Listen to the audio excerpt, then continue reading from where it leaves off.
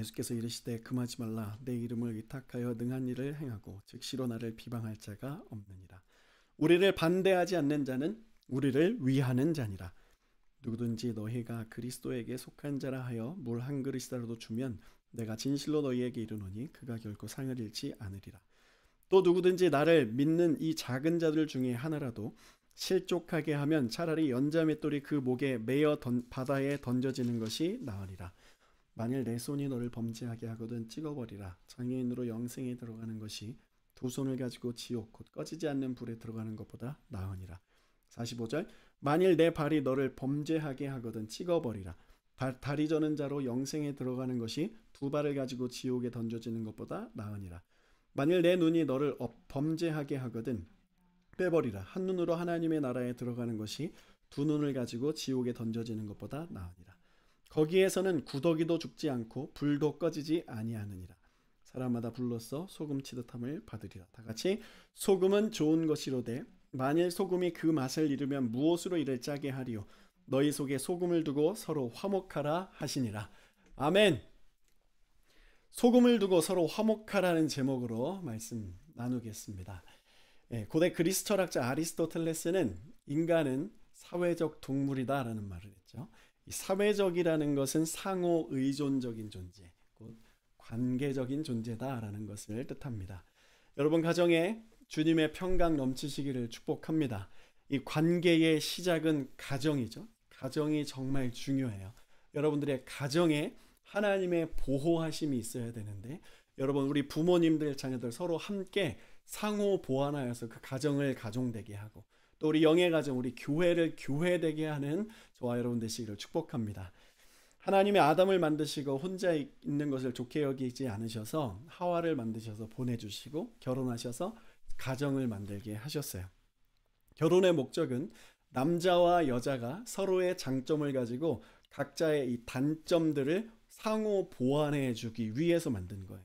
아내는 남편을 돕는 배필이다 이렇게 말했는데 이 돕는 배필이라는 것은 남성 우위를 말하거나 여성이 하등한 존재, 열등한 존재를 뜻하는 것이 아니에요. 돕는 배필의 히브리어 뜻 안에는 도우시는 하나님이라는 의미가 있습니다.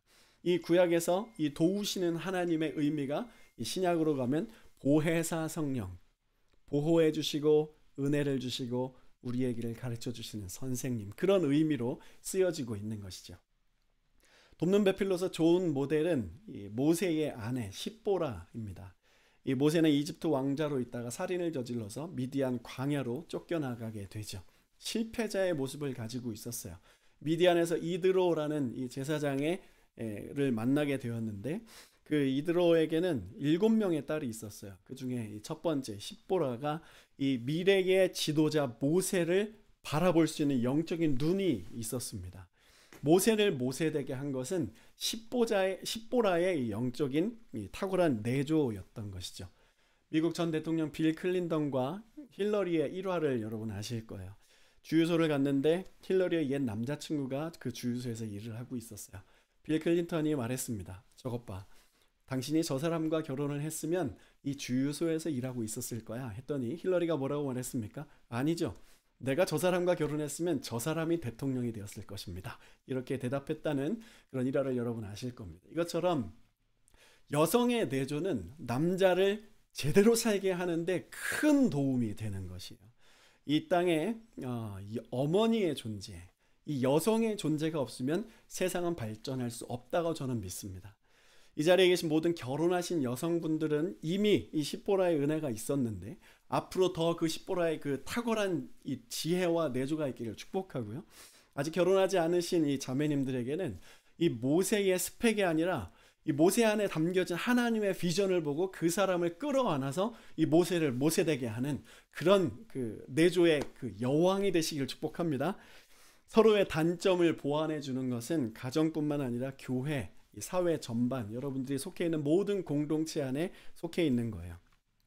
상호 보완이 잘 되는 공동체는 좋은 열매가 있죠. 반면에 상호 보완이 잘 되지 않는 공동체는 그 열매가 좋지 않아요. 성도는 가정뿐만 아니라 이 함께하는 이웃들과 어떤 관계를 가지느냐 하는 것이 영혼 구원으로 직결되는 사명의 부분이라는 것을 기억해야 돼요. 그래서 정직하고 인격적인 삶을 살기 위해 노력해야 되는 것이죠. 그러나 그것은 이 수단에 불과합니다. 목적은 아니에요. 이 복음을 전하기 위해 우리가 이 사명을 가지고 정직하고 인격적으로 살아가는 것이죠. 이 착하게 사는 것은 이 믿는 자의 목적이 아니에요. 여러분, 도덕적인 것이 여러분들의 기준이 아니길 바라요.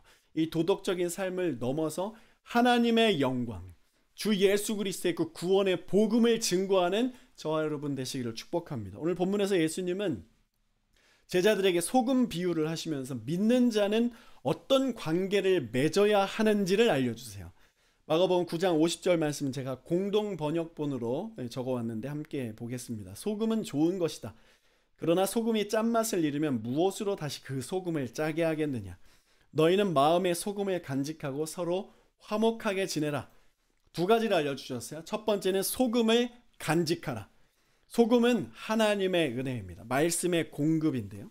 이것은 명령법, 현재 시제로 기록되어 있어요. 풀어서 해석하면 하나님의 은혜를 지속적으로 받고 지속적으로 공급받으라는 뜻이에요. 어제의 은혜로 오늘을 살 수 없다는 뜻이죠. 소금의 능력은 여러분 아시는 것처럼 부패를 방지하고 결속력을 줍니다. 썩지 않고 하나 되게 하는 능력이에요. 예수님께서는 산상설교에서 이 소금의 중요성에 대해서 이렇게 말씀하셨죠. 마태복음 5장 13절. 너희는 세상의 소금이니 소금이 만일 그 맛을 잃으면 무엇으로 짜게 하리요. 후에는 아무 쓸데없어 다만 밖에 버려져 사람에게 밟힐 뿐이니라 이렇게 말씀하세요. 소금이 맛을 잃으면 사람에게 밟힌다. 이 말이 무슨 뜻입니까? 은혜 떨어진 성도와 교회는 생명과 능력이 없어서 세상에 아무런 일들을 감당할 수 없게 된다라는 뜻이에요. 부패하고 하나 되지 못하게 하는 이 일들이 교회 안에서 가정 안에서 시작되면 세상은 썩을 수밖에 없는 거예요. 지금 세상을 우리가 바라봤을 때 교회와 믿는 자들의 가정의 삶이 얼마나 하나님의 은혜가 더 많이 필요한지를 알게 해주는 정확한 증거라고 하는 것이죠. 은혜의 공급이 끊어지면 가정이나 교회에서 인간 관계에 문제가 생겨요. 말이 괜히 세지고 행동이 과격해지는 것들을 경험합니다. 여러분 관계에 어떤 문제가 있으시다면 여러분들에게 하나님의 은혜가 지속적으로 공급되는 그 공급처가 끊겼다는 것을 생각을 하시고 주님 앞으로 나아가셔야 돼요. 하나님 앞에 나아가서 주님과 관계가 회복되면 여러분들의 관계 속에 얽혀있는 모든 것들은 주님이 해결해 주십니다. 하나님의 은혜가 내게 있고 주의 사랑이 있고 주의 용서가 내 안에 있는데 어찌 사람들을 용서하지 않고 섬기지 않고 사랑하지 않고 높여드리지 않을 수 있겠어요. 은혜가 없기에 내가 높은 자리에 서 있어서 분열이 일어나고 하나 되지 못하게 되는 것이죠. 지난주에 다른 나라에서 일하는 분에게 연락이 왔어요. 1년 동안 이 코로나 팬데믹으로 교회를 못 가서 너무 답답하다는 거예요. 그런데 이 답답한 이 현실 속에 아내와의 관계가 점점 멀어진다고 합니다. 아내는 우울증에 공황장애가 오고 너무 심각한 어려움들을 겪고 있었어요. 예배를 드리지 못해서 주일날 주말에는 하나님 앞에 나아가는 그 시간에 먹는 것을 먹으러 가고 더 좋은 것들을 입고 더 좀 많은 것들을 누리기 위해서 세상에 나아갔습니다. 그 나아가는 그 시간들 동안 내가 영적으로 소진되는 것을 경험하지 못했던 거예요. 1년이 지나면서 점점 더 잘해주고 싶은데 잘해주려고 하는데 더 맛있는 것들을 사주려고 하는데 관계가 좋아지지 않는 거예요. 가정의 평화가 깨어지는 것입니다. 왜 그렇습니까? 하나님과의 영적인 교제가 끊어졌기 때문인 거예요. 왜 이런 일이 일어나는지 저는 그분의 소식을 듣고 기도의 제목을 받고 하나님께 기도했어요. 답은 그거예요. 하나님의 말씀의 공급이 끊어졌다는 것이죠. 영적으로 굶주리면 이런 일들이 일어나는 것입니다. 사람이 매일 밥을 먹어야 하는 것처럼 믿는 자는 영의 양식을 날마다 공급받아야 됩니다. 여러분 어떠십니까? 하나님과 관계 잘 맺고 계시는지 궁금합니다. 전 세계적으로 하나님과 멀어질 수밖에 없는 그런 현실 속에 있어요. 이런 상황에 우리가 살아가고 있습니다. 성도들이 교회를 이탈하고 있습니다. 우리 다음 세대 걷잡을 수 없습니다. 어떻게 이들을 다시 추스려야 될지 고민이 될 수밖에 없어요. 목회자가 그런 고민이 있는 것, 이유가 무엇입니까? 하나님과 친밀한 관계가 없기 때문이에요. 제가 이 세상을 어떻게 구원할 수 있겠어요? 걱정한다고 그들을 어떻게 제가 주님 앞에 끌어올 수 있겠습니까? 제가 하나님 앞에 기도하여 주님께서 일하시는 것을 보는 방법밖에 없는 것이죠. 우리 가정도 마찬가지고 교회도 마찬가지고 이 세상 살아가는 것이 바로 거기에 달려 있는 것입니다. 이때 우리가 목숨 걸고 예배 드려야 됩니다. 여러분 여기서 밀리면 안 돼요. 지금은 버티는 시즌이에요. 믿음 가지고 잘 버텨나가는 것. 잘 버텨주었을 때 누군가 그 버팀목 위에 서서 하나님을 만나게 될 것입니다. 여러분 그 마음속에 있는 어려움들을 이 지인들에게 기도를 막 부탁을 하셔야 돼요. 그리고 말씀이 있는 곳에 최선을 다해서 달려가서 엎드려서 한 말씀 듣기 위해서 귀를 조아려야 되는 것입니다. 우리에게 오늘 주님께서 이 말씀을 하시는 거예요. 너희 가운데 소금을 두어라. 은혜가 지속적으로 흐르게 하라. 이것이 하나님께서 우리에게 주시는 명령입니다. 온라인 예배 드리는 건 얼마나 어렵습니까? 쉽지 않습니다. 온라인 예배를 통해서 은혜 받는 것은 정말 어려운 일이에요. 그래서 더 기도해야 될 것입니다. 여러분, 집에서 교회까지 오는 거리, 그 거리의 시간이 어느 정도입니까? 그 거리의 시간만큼 기도하시고 1시에 이 자리에 참여해 주셨으면 좋겠습니다. 10분, 15분 여러분 기도로 준비하셔서 이 예배를 꼭 여러분들이 함께 준비해 주셨으면 좋겠어요. 부랴부랴 참석하지 마십시오. 이 예배에 참석하는 것은 전쟁이에요. 이 영적 전쟁에서 승리할 수 있는 방법은 기도밖에 없는 것입니다. 두 번째 명령은 화목을 이루라는 거예요. 관계 속에서 인격적으로 평화를 지키고 서로 굳게 연합하라는 뜻인데, 주님이 제자들의 이 영적인 상황을 보고 이렇게 처방을 내려주신 거예요. 9장 전반에 흐르는 제자들의 영적 상태 어떻습니까? 우리가 보아왔던 것처럼 예수님과 함께 살고 있고 주님의 길을 걸어가고 있지만 이 제자들에게 다른 생각들이 들어와 있는 거예요. 예전에 있던 이 귀신 쫓는 능력도 사라지고, 예수를 위해 부름받았는데 이제는 예수가 날 위해 좀 살아줬으면 좋겠다는 그런 마음으로 변화되어 버린 거죠. 신앙이 바뀌어져 버린 거예요. 누가 크냐 이 논쟁이 제자들 사이에서 왕왕되고 있었습니다. 제자들이 하나 되지 못하고 있었어요. 왜 그렇습니까? 처음 사랑을 잃어버린 것이죠. 주님을 만났던 그 처음 사랑. 요한계시록 2장 2절 4절 말씀.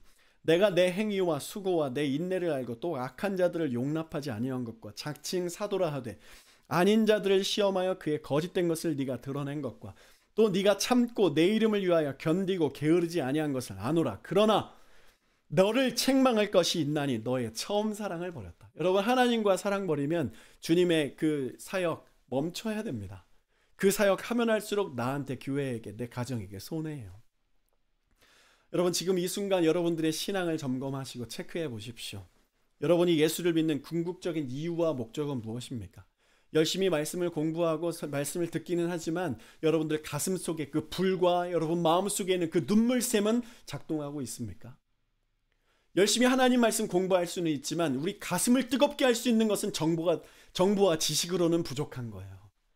주의 성령과 함께 교제하는 그 교제가 없이는 하나님의 말씀을 대해도 대하는 만큼 주님과 멀리 떨어질 수밖에 없는 것이죠. 처음 사랑을 회복하시기를 축복합니다. 예수 위에 모여서 예배하는 교회가 성령 받아요. 날 위해 예배하고 날 위해 섬기는 교회와 성도는 성령 받을 수 없어요. 부흥할 수 없습니다. 삶의 복을 받을 수 없습니다. 날 위해 예배하면 그 교회와 성도는 소금의 맛을 잃어버렸다는 뜻이에요. 제자들에게 귀신 쫓는 능력이 사라진 이유는 예수 따르기는 하지만 자신들을 위해서 따르기 때문이에요. 여기에 화목은 없는 것이죠. 교회가 하나 되지 못하는 이유가 바로 이거예요. 날 위해 신앙생활을 하기 때문에. 수많은 사람들이 교회에 모여서 서로 연합하지 않고 하나님께 예배하지 않고 날 위해 예배하는 그 모습 때문에. 날 위해 예배하고 기도하고 섬기는 일들. 여러분, 예수 믿고 내가 사는 것이 아니죠. 이제는 그리스도와 함께 하였으면 이제는 내가 사는 것이 아니요. 내 안에 그리스도께서 사는 것이다. 이것이 처음 사랑을 회복하는 방법이죠. 하나님의 영광이 나의 신앙의 목적이 되어야 할 것입니다. 그는 흥하여야 하겠고 나는 쇠하여야 하리라. 교회에 사역이 없어지고 교회가 이 선교사님들도 지금 사역을 할 수 없는 그런 상황에 처해 있는데, 우리가 이 말씀 가지고 한번 생각해 보아야 됩니다. 주님의 나라는 더 활발하고 더 아름답게, 더 급진적으로 일어나고 기억하셔야 돼요. 주의 영광을 위해 살 때 하늘의 신령한 복이 임합니다. 여러분, 하나님의 신령한 복, 하나님의 그 천국의 창고의 문을 열어달라고 기도하십니까? 그 창고의 문을 열어서 그것을 다운로드 받을 수 있는 방법은 하나님의 영광에 헌신하는 거예요. 이 영적인 원리를 회복하시기를 바라요. 나의 영광 내려놓고 주의 영광 붙드십시오. 여러분의 가정, 우리 자녀가 다시금 주의 은혜로, 주의 지혜로 이 세상에 승리하며 살아가게 될 것입니다. 모세가 이집트 왕자의 권력을 내려놓을 수 있었던 이유는 그것보다 더 크고 아름다운 것을 발견했기 때문이에요. 세상적으로 보면 이 이집트에 있는 모든 사람들은 모세를 미쳤다고 말할 거예요. 그러나 이게 진짜 신앙생활인 것을 모세는 알아버렸기 때문에, 저와 여러분도 이것이 진짜 신앙인 것을 알아버렸기 때문에 이 자리에 나와 앉아있는 것 아니겠습니까? 말씀 보겠습니다. 히브리서 11장 24절부터 26절 다 같이 읽습니다.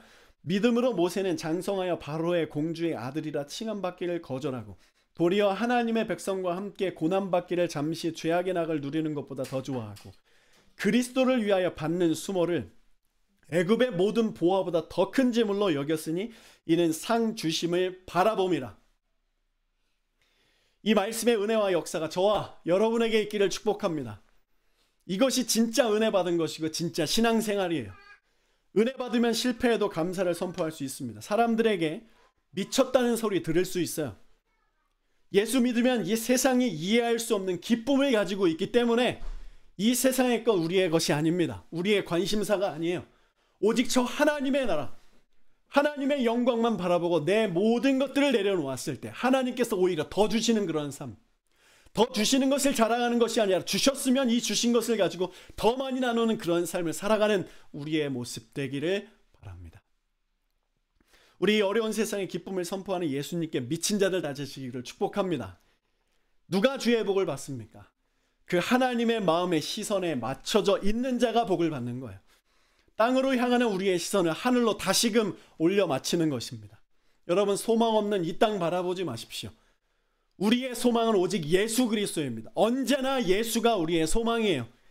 오늘 본문에서 예수님이 강조하시는 것은 소금의 맛을 유지하는 건데, 그 맛을 잃은 제자들에게 나타나는 현상, 곧 화목을 깨트리는 이 방해 요인들을 말씀해 주십니다. 첫 번째, 특권의식이에요. 마가복음 9장 38절, 요한이 예수께 여짜오되 선생님, 우리를 따르지 않는 어떤 자가 주의 이름으로 귀신을 내쫓는 것을 우리가 보고 우리를 따르지 아니함으로 금하였나이다. 예수님의 직통제자가 아닌 자들이 예수 이름으로 귀신을 내쫓고 있었어요. 제자들이 그것을 보고 하지마 이렇게 말했습니다. 왜냐하면 너희들은 자격증이 없어. 너희들은 우리처럼 예수님과 함께 주님께서 불러주신 그런 제자가 아니잖아. 너희들이 뭔데 그런 일들을 감당해? 이렇게 말한 거예요. 제가 예전에 태국의 단기성교회 갔을 때 이 현지 교회를 방문해서 예배드린 적이 있었어요.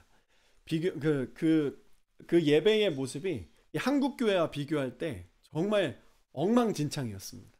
준비가 안 된 것처럼 보였어요. 목사님도 한 곳에 앉아 계시는 것이 아니에요. 여기 가서 저 사람과 이야기하고 예배 중에 저기 가서 저 사람과 이야기하고 강대상을 올라갔다 내려왔다 막 정신이 하나도 없는 거예요.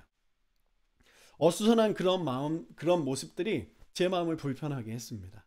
그런데 그 안에서 성령의 역사가 있다는 것을 주님께서 보여주셨어요. 목사님이 설교하는 시간이 되셨는데 동영상을 하나 보여주시는 거예요. 지난주에 우리 성도 집에 신방을 가서 걷지 못하는 자가 있었는데 그 사람을 기도해서 일으켜 세우는 거예요. 이 말씀에 놀라운 역사가 실시간으로 실제적으로 그 가운데서 일어나고 있었던 것입니다. 그 영상을 보면서 저는 회개했어요. 아, 내가 지금 썩어 있구나. 바리새인의 모습. 경건의 이 능력은 없어지고 경건의 모양을 가지고 지금 신앙생활을 하고 있구나 라는 것을 주님께 선교지에서 저를 보여주셨습니다. 그 교회는 재정이 없고 목회자는 신학적으로 잘 준비가 안 되어 있었어요. 그런데 주님의 능력은 그곳에서 더 강력하게 일어나고 있었던 것이죠. 12 제자들은 예수 직통제자라는 이 특권의식에 사로잡혀 있었습니다. 큰 교회 다니면 작은 교회 다니는 사람들 무시하는 경향들이 있어요. 캐네디언 교회 다니는 한인들은 이 이민자 교회 속에 이 한인 교회를 다니는 사람들을 무시하는 경향이 있습니다. 이거 아주 무서운 일입니다. 여러분, 이런 행동, 이런 마음 가지고 이렇게 말하는 것들 두려워해야 돼요. 시민권자, 영주권자, 비시민권자, 비영주권자가 이 비자 신분 상태에 따라서 교회 무리가 형성된다는 이야기도 들었습니다. 이런 것이 특권의식이죠. 이 소금의 맛이 상실될 위험은 우리의 일반적인 이 보통의 우리의 삶 속에 도처에 깔려 있는 거예요. 여러분들이 특권의식을 가지고 신앙생활을 할 수 있는 가능성은 여러분들의 매일매일 호흡 가운데 있다는 것을 여러분 기억하셔야 돼요. 우리 교회는 누가 오시던 그분이 눈치 보지 않고 사람 눈치 보지 않고 하나님을 만날 수 있는 그렇게 서비스하는 그런 교회가 되기를 소원합니다. 예수님의 제자들의 특권 의식에 대해서 어떻게 대답하시는지 볼게요. 39절 40절 예수께서 이르시되 금하지 말라. 내 이름을 의탁하여 능한 일을 행하고 즉시로 나를 비방할 자가 없느니라. 우리를 반대하지 않는 자는 우리를 위하는 자니라 말씀하세요. 예수를 반대하는 자는 다 주를 위하는 자다. 주님 안에서는 다 귀한 형제 자매다. 하나님 안에서는 모두가 똑같은 계급에 있다. 계급이 없다. 모두가 다 똑같은 형제 자매다 말씀하시는 거예요. 세상 권세, 지위 어떤 것도 교회 안에서는 하나도 적용되지 않는 것입니다. 세상에서 어떤 일들을 해도 교회에 오면 그냥 청소하고 줄 맞추고 설거지하고 서로 그렇게 낮아진 모습으로 섬겨 나아가는 거예요. 교회는 하나님 아버지를 모시는 형제 자매들의 공동체입니다. 나와 다른 신앙의 색채를 가진 이 분들, 그 개인이나 교회를 판단하는 것은 너무 위험한 행동이에요. 그냥 나랑 맞지 않는 것뿐이죠. 틀린 것은 아닐 수 있는 거예요. 성경의 권위 아래에서 예수를 주로 섬기는 교회는 그냥 그렇게 자신들의 색깔에 맞춰서 예배하는 것입니다. 주께서 이 땅에 교회에 여러 교파를 허락하신 이유가 그거예요. 한 교파만 존재하므로 이 한 교파의 단점과 독주를 막기 위해서 여러 가지 이 교단들을 서로 보완해서 온전한 교회를 이루라고 이 교단들을 만들어 주신 것이죠. 다름을 인정하고 일치를 향해 서로 겸손히 우리가 섬겨 나아가야 할 것입니다. 데살로니가전서 5장 11절 말씀 우리 함께 읽겠습니다. 그러므로 피차 권면하고 서로 덕을 세우기를 너희가 하는 것 같이 하라. 아멘. 우리는 이 땅의 교회를 축복해야 돼요. 이 해밀턴 지역, 이 캐나다 지역에 있는 교회들을 축복하면서 기도해야 돼요. 우리에게는 커넥트 교회를 축복하며 기도해야 할 사명이 있습니다.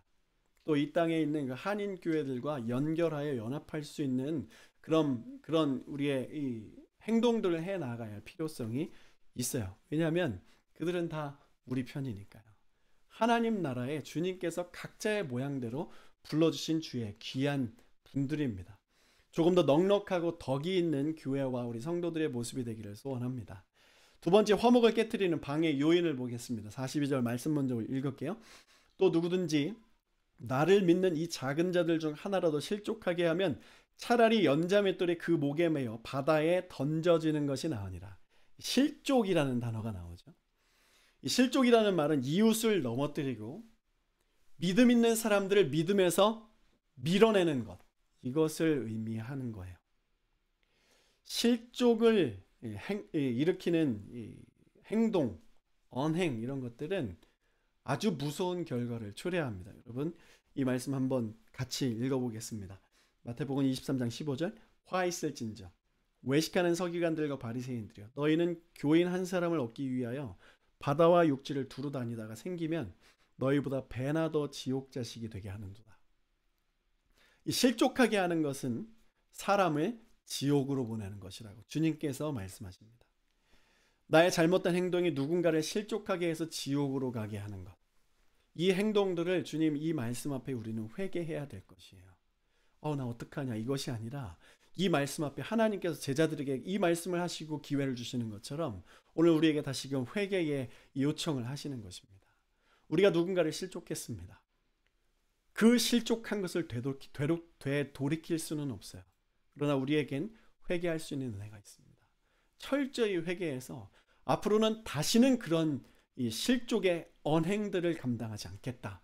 그런 마음 가지고 깨어서 회복해야 될 자리가 바로 이 자리인 것이죠. 42절로 다시가 주목할 문장은 나를 믿는 자들 중에 하나라도 실족하게 하면, 나를 믿는 자들, 교회 공동체 안에서 믿는 자들 안에서 실족하게 하면이라고 말씀하세요. 믿는 자들 안에서 먼저 실족하지 않는 삶을 살아야 돼요. 안에서 바가지가 새면 밖에 나가서 새는 거잖아요. 교회 안에서 서로를 사랑하지 않고 서로를 위해서 기도하지 않고 품지 않으면 세상을 우리가 품을 수 없다는 것이에요.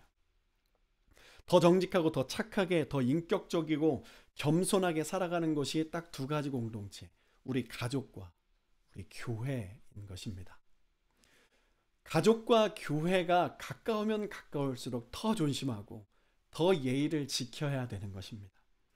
부모가 믿음으로 살아내야 자녀가 하나님을 만나게 되는 거예요. 그래서 성도는 소금을 지속적으로 둬야 하는 것이죠. 하나님의 은혜를 지속적으로 공급받아야 되는 거예요. 소금을 소금되게 하는 것은 주의 성령의 역사입니다. 교회는 말씀과 기도에 그래서 올인하는 거예요. 여러분, 교회 와서 주님만 기대하시기를 바랍니다. 목사를 비롯해서 사람들 기대하지 마시고 하나님을 기대하세요. 교회는 하나님을 만나는 곳이고 만민이 기도하는 곳이에요. 그런데 교회 와서 하나님을 만나는 그 절차와 하나님을 만나러 가는 그 사람들의 거치는 것들이 너무 많아요. 교회는 다시 이것을 회복해야 됩니다. 교회에서는 가장 먼저 하나님이 먼저 갈급해져야 되고 하나님을 그리워해야 되고 주님을 갈망하면서 성도들과 하나님 나라 영광에 살아갈 수 있는 그런 훈련과 그러한 삶의 실천이 일어나야 될 것입니다. 이것이 영적인 질서인 것이죠. 한 교회에 이런 은혜와 사랑이 있다는 소식을 들으면 지금 세상은 너무 많은 외로움과 공허함에 사람들이 사무치고 있기 때문에 교회에 사랑이 있다는 그 소문만 나면 그 교회로 하나님께서 그들을 인도하시사 구원의 길로 인도하는 그 귀한 사명을 감당하게 하실 거예요. 이 교회가 이때에 더 빛을 발해야 합니다. 다시 부흥할 시즌이 되었다고, 다시 열매를 추수할 시즌이 되었다고 저는 믿고 있어요. 그리고 그런 마음으로 기대하고 기도하고 있습니다. 여러분과 함께 그 부흥을 보고 싶습니다. 여러분과 함께 그 부흥의 그 열매를 추수하는 일들을 감당하고 싶습니다. 지난주에 어떤 분과 대화를 나누는데 그분이 이렇게 말해요. 나는 루저예요. 이렇게 말하는 거예요. 그래서 제가 왜 그렇습니까? 그랬더니 저는 영주권이 없고 집이 없잖아요. 이렇게 말씀하시는 거예요. 와, 그분과 이렇게 대화를 하면서 내게 영주권이 없고 내가 집이 없는 것이 얼마나 감사한지, 그분과 공감하면서 서로 대화하고 축복하고 격려하고 힘을 줄 수 있는 그 상황에 주신 것이 얼마나 감사한지. 여러분들에게 어떤 상황을 주셨습니까?